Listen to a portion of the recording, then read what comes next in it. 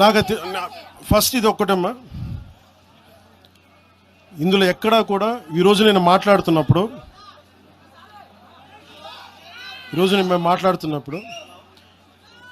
మొన్న BJP Bharatiya Janata party నాయకులు GHMC ఎన్నికల్లో మా వాళ్ళందరూ నామినేషన్ వేసిన తర్వాత కూడా నేను ఒక్క మాట మాట్లాడితే వెనక్కి తీసుకున్నాను. 29లో ఖచ్చితంగా జనసేన ఎన్నికల్లో పోటీ చేస్తుంది.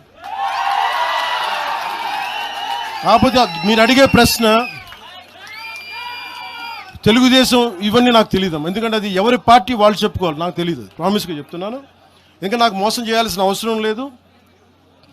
అలాగే భారతీయ జనతా పార్టీ నాయకులు కలిసి వస్తారో కూడా లేదో కూడా నాకు తెలియదు. ఎందుకంటే మొన్న ఈ మధ్యన రామచంద్రరావు గారు కూడా మాట్లాడింది, జీహెచ్ఎంసీ ఎన్నికల్లో భారతీయ జనతా పార్టీ ఒంటరిగానే పోద్ది, జనసేనకి సంబంధం లేదని చెప్పినప్పుడు నేను మా నాయకులు కూడా ఫ్రీడమ్ ఇస్తాను, మీరు సొంతంగా పోటీ చేసుకుని నేను చెప్తాను.